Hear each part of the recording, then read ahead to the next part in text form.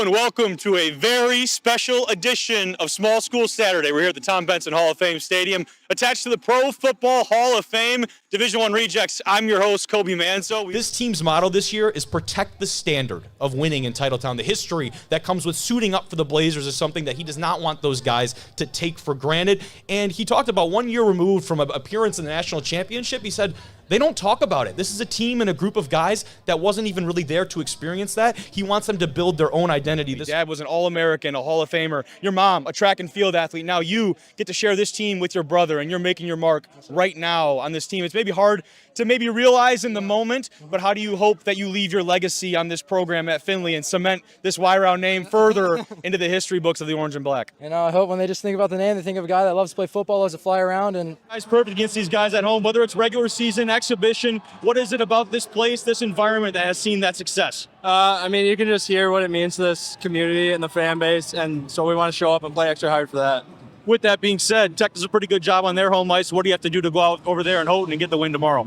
We have to come out hard, just like The pinnacle of your life can't just be a championship or trying to get to the Hall of Fame. It's about how you do things and how you treat people. If you needed any more reinforcement of that and the pinnacle of life being the way that you interact with others, the way that you positively benefit the people around you, man, you said it. Look around. Heck yeah. These are guys that came up, yes, to support Northwood, yes, to be here for a great game, but to see their coach and to see the guy that helped to put them in a better place in life and gave them some of the most memorable years, whether it was their playing career or their life in general. You are the man, and they have come out to support you and this team.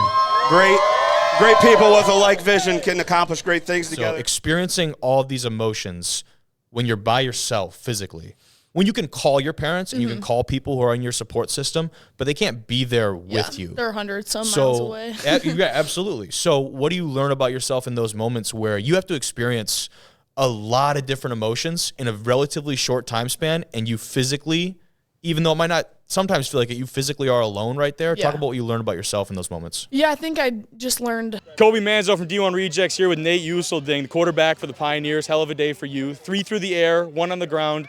You had said 2 years ago you're a gray shirt up in the booth, up with the PA. Now you're leading Platteville to one of the biggest wins this program has had in a while, man. Talk me through the emotional roller coaster that was today. didn't know if I could do it. Maybe I am good enough, maybe I can do it. So I'm certainly not the first one. I won't be the last to tell you that you are good enough. You certainly have earned the right to, be doing this with this team and leading them in this way. How have the other guys in this roster given you the confidence that maybe you didn't start 2025 with? well, I mean, I'm Kobe Manzo here down in Indianapolis ahead of Nickerson Hall, and a man that has made a trip here before, head coach of the Wildcats, Matt Mackersack. And Coach, what has this trip been like, the preparation? You know every step of the way, the familiarity, having last year's journey. What separates this year? yeah, I mean, we stayed at the same hotel. You said it at the watch party. You've done a lot of special things so far. You have a chance to do so many more. Is there still the pressure from last year to go and one-up yourself and make it one step further, 2 steps, maybe all the way in a tournament where you guys have experienced some success before? Yeah, I think.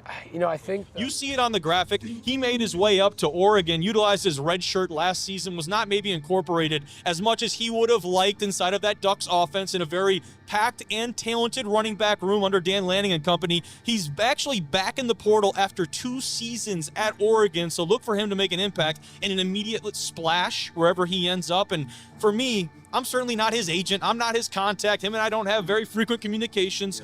I'm telling you right now, if that means making a move down to see this guy get the workload and the volume that he deserves, that's exactly what I want to see for Jay Harris. I've seen him play at the Division II level. Admittedly, I haven't seen him get his shot at the FBS level. I need to see him go to a place that he is going to be the true RB1, the true bell cow of an offense, because he's a guy that has aspirations of playing professional football after college. Kobe, big time win for this Kings Point team, Coach. A lot of emotion, a lot of Gatorade, a lot of everything here at Fenway. What is the biggest takeaway from this W? We got great kids who will die to the end, man. Play for each other. And everyone talks with these service academies about the quality young men that you guys have, and they're absolutely on the mark. They're right. What sometimes is left is that these guys are damn good football players, too. What did you see from that group today?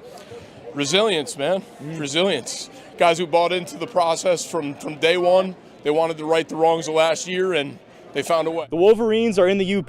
Jim Harbaugh and company are here in Munising for a cruise on Lake Superior and a chance to see over 30 miles of the Pictured Rocks National Lakeshore. With their trip around Michigan's Upper Peninsula complete, the Wolverines turn their attention to fall camp and their season opener against Colorado State, September 3rd in the Big House. In Munising, Kobe Manzo, TV6 Sports. This Northwood team was very much a program still finding its way through a long night. The 4 seasons prior to his hiring, this team went a combined 8-34 without more than 3 wins in a single year.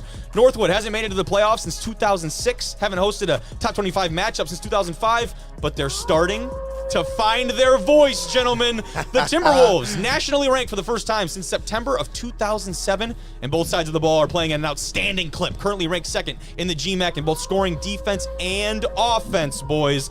A lot to be excited about, a lot to howl about if you're this Northwood Timberwolves squad. Only 1 turnover on the season. That's the fewest of any team in Division II football. How about that? Kobe Manzo from Division I Rejects here post-game with the quarterback and the Ferris State Bulldogs. Big W, 38-31 win, Anchor Bone Classic. Wyatt Bauer, you've been the man of the day. I would love following up with you. Had the chance earlier. Talk about this team. We talked about this Ferris team is nasty in all of the right ways. How do you feel like you guys showed that today? Yeah, you know, it was a fight. We knew it was going to be a fight coming in. Heading into the weight room now, this might be the crown jewel of the facility here at UW River Falls. And joining me to talk about this space, offensive coordinator for the Falcons, Joe Madsen. Joe, how we doing? I'm excited to have you here. Talk about this Top Gun offense. That's one of the coolest nicknames in college football, and it's a well-earned one, right? You guys have been one of the, if not the fastest, most up-tempo offenses in all of NCAA football. Tell me about it. Where does that name come from? The word dynasty has been thrown around this team a lot, rightfully so, with what you guys have been able to do at a very high level for a long time now in recent history. Was that a word you ever thought would be associated with the teams that you played on? And what did you learn from those groups and those teams that, going back, had some good success but weren't up to this maybe same level or standard? Sure. First of all, I don't